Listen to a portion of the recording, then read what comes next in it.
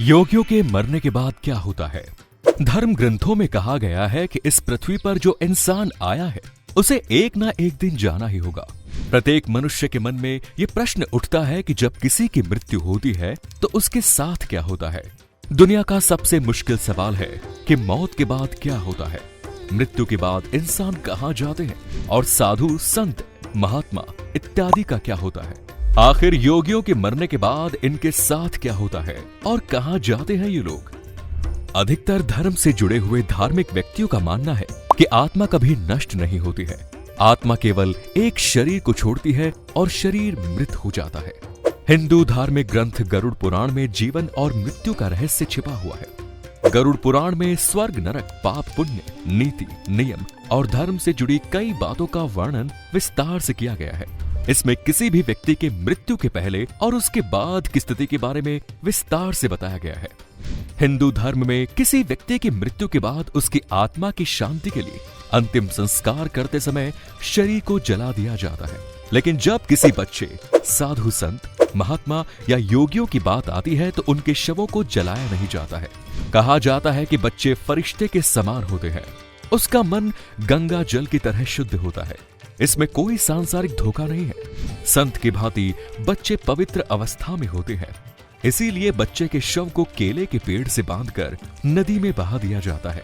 लेकिन जब बात साधु, संत, महात्मा या योगियों की आती है तो इनके शव का अंतिम संस्कार 3 प्रकार से किया जाता है: जल समाधि, वायु समाधि और भू समाधि। सबसे पहले अगर हम लोग बात करें जल समाधि की, तो साधु संतों को जल समाधि भी दी जाती है। जब किसी साधु संत के पार्थिव शरीर को बिना अंतिम संस्कार के नदी में बहा दिया जाए तो उसे जल समाधि कहते हैं। सनातन धर्म में कुछ साल पहले तक साधु संतों को जल समाधि देने की परंपरा थी, लेकिन जल प्रदूषण की वजह अब इसे लगभग भारत में बंद कर दिया गया है। जल प्रदूषण को कम करने के लिए वर्ष 2010 में हरिद्वार में साधु संतों ने जल समाधि न देने पर सहमति जताते हुए इसे बंद करने का निर्णय लिया। हालांकि अब भी बरसात के मौसम में जब नदियों में जल स्तर बहुत अच्छा होता है तो हरिद्वार और बनारस में साधु संतों को जल समाधि दी जाती है। उस समय उसका शव पानी में समा जाता है। हिंदू धर्म के योगियों के मुताबिक कुछ समुदायों में वायु समाधि की प्रथा है। पारसी धर्म में वायु समाधि की परंपरा है। इसमें पार्थिव शरीर को किसी ऊंचे पेड़ पर रख देते हैं या जंगल में किसी स्थान पर छोड़ आते हैं ताकि चील, कौवे उसे आकर खा सके और किसी प्रकार का कोई प्रदूषण नहीं हो। इस समुदाय का मानना है कि ऐसा करने से शरीर वापस पंच तत्वों में मिल जाता है।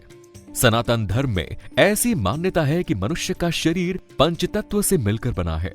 इसमें भूमि, अग्नि, जल, वायु और आकाश शामिल है।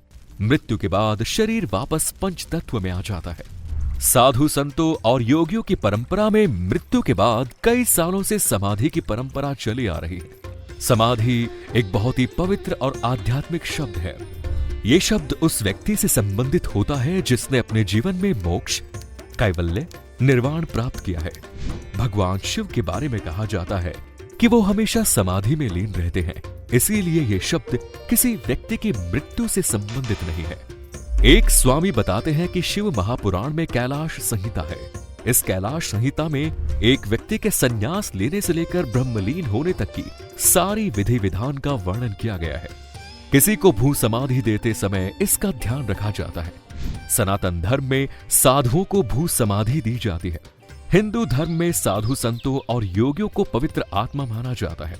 मान्यता यह है कि आम लोगों की तुलना में संत भगवान के ज्यादा करीब होते हैं। उनमें सर्वोच्च मानवीय गुण होते हैं। समाज में उन्हें अन्य सामान्य मनुष्यों की अपेक्षा अधिक सम्मान दिया जाता है। माना जाता है कि साधु का तन और मन निर्मल रहता है। मृत शरीर को सबसे पहले गंगा जल से स्नान कराया जाता है, फिर वैसे ही वस्त्र पहनाए जाते हैं जैसा वो जीवित रहते हुए धारण करते हैं। इसके बाद भस्म और माथे पर त्रिपुंड लगाया जाता है। भू समाधि देने से पहले उनके निवास स्थान से शव के साथ जुलूस निकाला जाता है ताकि सभी भक्त दर्शन कर सके। अंत में शव को दफनाने की जगह लाया जाता है। साधु संतों और योगियों को भू समाधि देने के लिए सबसे पहले स्थान का चयन मरने वाले की इच्छा के अनुसार किया जाता है। इस स्थल को पूरे विधि विधान से 5 फीट से ज्यादा गहरा गड्ढा खोदा जाता है। फिर पूरे स्थान को गंगा जल से शुद्ध किया जाता है। भू समाधि देते वक्त उनका चेहरा उत्तर दिशा में यानी कैलाश पर्वत की तरफ किया जाता है। परंपरा के अनुसार उस स्थल पर वैदिक मंत्रों और शंख की आवाज के बीच सभी रीति रिवाज किए जाते हैं। भू समाधि में दिवंगत साधु को उसी स्थिति में बैठाया जाता है जिस स्थिति में समाधि होती है। बैठने की इस मुद्रा को सिद्ध योग मुद्रा कहते हैं। बताया जाता है कि संतों को समाधि इसलिए भी दी जाती है ताकि बाद में उनके अनुयायी उनके समाधि स्थल पर अपने आराध्य गुरु के दर्शन कर सके। भू समाधि के समय शरीर के नीचे एक तांबे का तार रखा जाता है ताकि बाद में जब समाधि के आसपास मंदिर बनाया जाता है तो उस तार को वहां रखी मूर्ति से जोड़ दिया जाए। हिंदू धर्म में मृत्यु के बाद अंतिम संस्कार किया जाता है। अंतिम संस्कार के बाद सनातन धर्म में 13 दिनों के बाद ब्राह्मणों को भोजन कराया जाता है और दान दक्षिणा दी जाती है जिसे 13वीं कहा जाता है। इसी प्रकार साधु संत जब भू समाधि लेते हैं तो 16 दिनों के बाद षोडशी का आयोजन किया जाता है और इस दिन भंडारा लगाया जाता है। दाल, चावल और चीनी की रोटियां बनाई जाती है। भक्त इस भोजन को प्रसाद के रूप में ग्रहण करते हैं। भू समाधि में उन्हें पद्मासन या रिद्धिसन की मुद्रा में बैठा दिया जाता है। शैवनाथ, दशनामी, अघोर और शाक्त परंपराएं साधु संतों को भू समाधि देती है। कई बार गुरु की समाधि के बगल में शिष्य को भू समाधि दी जाती है।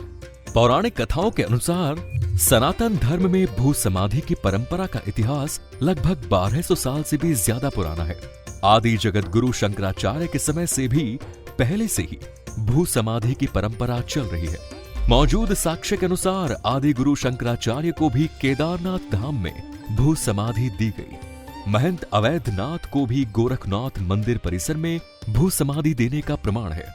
लिंगायत समुदाय की धार्मिक नेता और सिद्ध गंगा मठ तुमकुर कर्नाटक के महंत शिव कुमार स्वामी जी को भी भू समाधि दी गई थी। दूसरी ओर अघोरी को साधु बनने की प्रक्रिया में सबसे पहले अपना अंतिम संस्कार करना होता है।